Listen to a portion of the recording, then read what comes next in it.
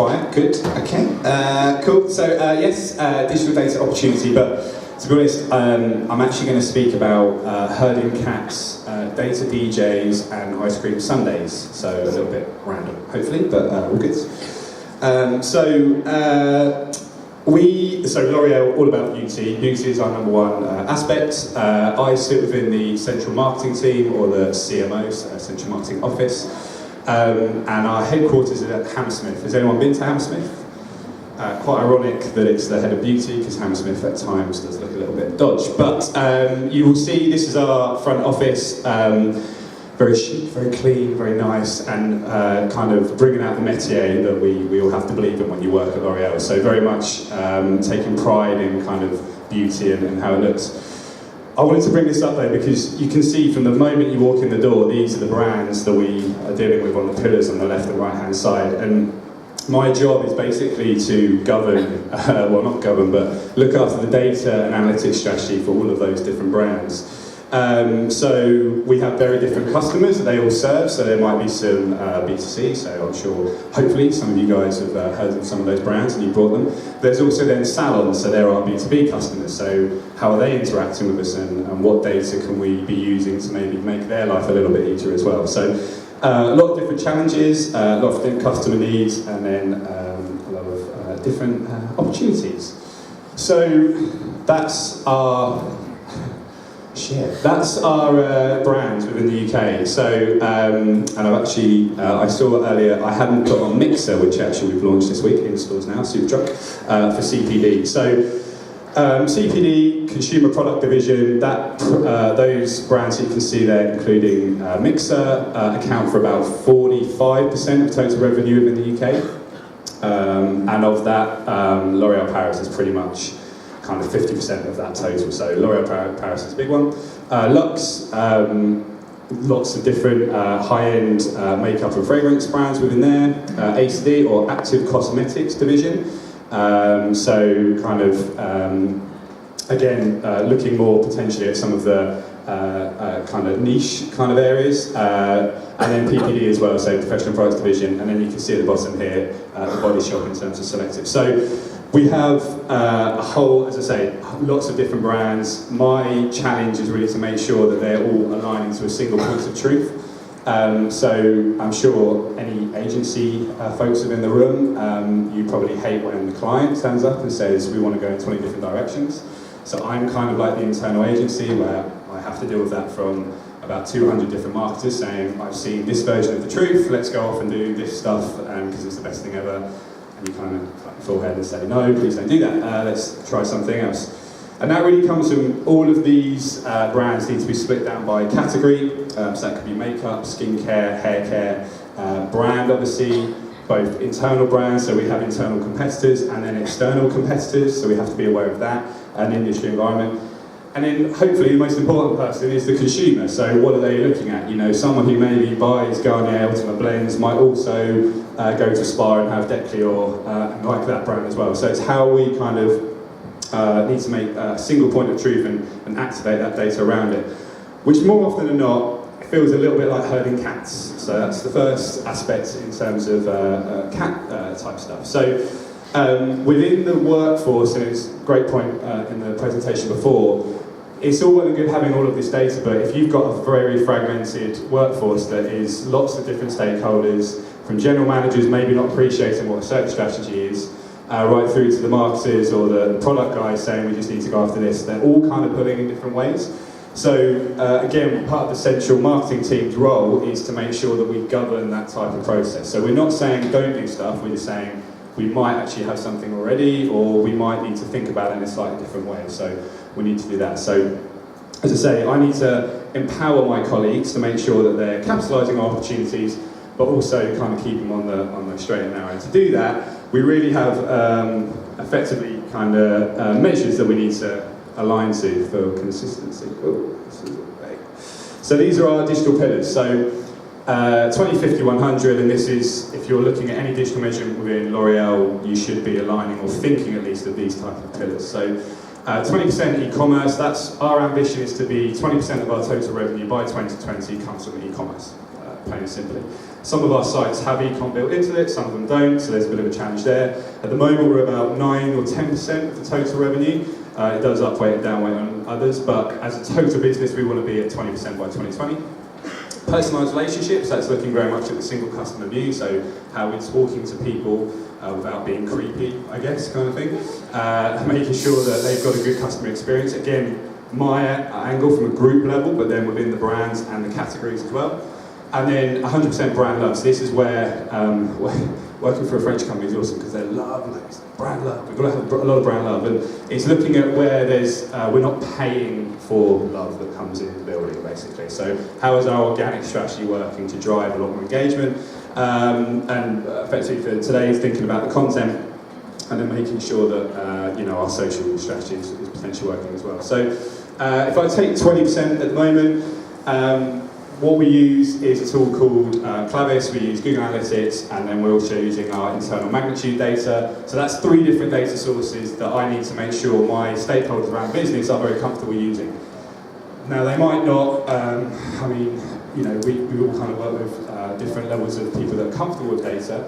If you're not very comfortable with data, how do I enable you to make data-driven decisions with maybe some complex data sets to drive your business forward? So I need to make it simple for you guys to be able to use. So our e-commerce strategy is using those 3 data sources, and then maybe enabling some of the conversations internally from marketing into the sales team. So if we have L'Oréal Paris doesn't have an e-commerce aspect to its site, but it does push through to retailers. Do we then extract that data and go and tell the online national account managers that we've driven 1,000 clicks through to Boots this week? It then starts engaging that type of conversation that we have with our marketeers and our sales guys, and then hopefully driving that e-commerce aspect as well. So one of the data sets that we need to be aware of. 50%, so personalised relationships. At the moment, as I say, try not to be kind of following people around very creepy and trying to get people to buy. And that's not necessarily always the objective, to get people to purchase direct from us or go straight into a retailer. For example, a lot of the PPD or the professional products divisions, it's activating that salon engagement as well, potentially, or that spa engagement with some of our customers. So how are we using that personalised relationship, that single customer view? Again, if you buy from Garnier, you're more likely to go and use Declear in a salon or a spa. What's the kind of upskill that we can do or upweighting we can do there? So again, very different data sources that are being pulled together, audience behaviours, our customer market insights team, so our research team, how is that pulling into there as well, pushing that forward. Again, thinking back to the cats, making sure they don't go off and use all this data in lots of different ways. And then finally, the 100% brand love, so very much around content, about engagement. If someone likes something over here, how are we making sure that they're maybe thinking about converting over here? How can search inform our CRM strategy or vice versa? Where are we seeing some organic upweighting, and then where can we kind of push that into other channels? So again, if you're not comfortable with the dashboards or the toolkits that we have, it's my role to make sure that you are empowered. And on that point, I kind of want to make everyone in the organisation a data DJ. There we go. So imagine so this is the L'Oréal employee, wherever they work within in the building, and we've just started a project called Project Edison. Very wanky name, I apologise, but it's to shine light on the data darkness. Boom! Yeah, you'll say that one. That's your learning right there. So it's to take that, and we've brought on a tool called Domo, which is effectively a platform that captures lots of different data sections, and then you can visualise that once you've merged it all together. Won't bore you with that aspect, but if the end user of that is our DJ, how can I then help them to blend in the right aspects at the right time? So, for example, you're in the nightclub and they use the CDJ to put in whatever's the funkiest tune at the moment. I won't embarrass you with some of my music knowledge, but you can all think of something that's pretty awesome they might want to play. So that's your kind of bog standard. We've got traffic through to site, we can see it there, happy days. We then want to go a little bit old school, maybe bring in a turntable or a vinyl. and we'll think of maybe some CRM tactics, that how we're using what the search volume is coming from, or we see that volume to site is coming predominantly from CRM. So let's look at that a bit more, and let's go into the focus of that from the kind of old school aspects.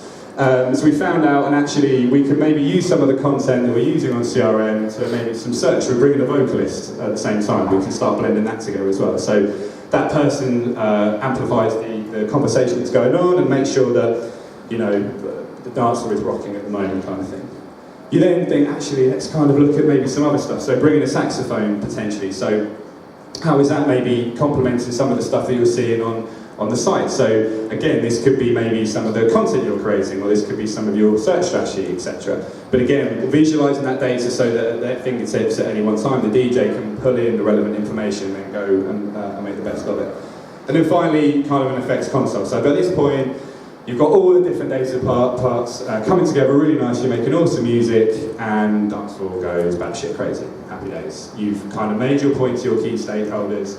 I've been able to give you the tools and empowered you through the data that we visualise together to then go and prove whatever point it is that you need. I'm not the one that's setting the strategy, but I'm definitely helping you to be able to inform your stakeholders about how to go forward.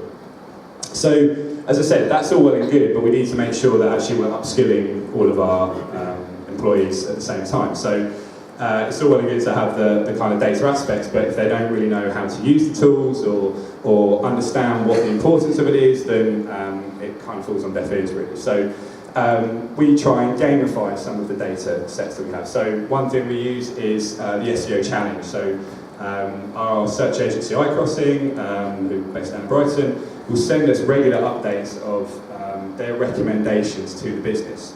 So we then there's lots of different measures on it, but effectively we weight those decisions back, and the brands get scored about 25, call it, per month or per quarter.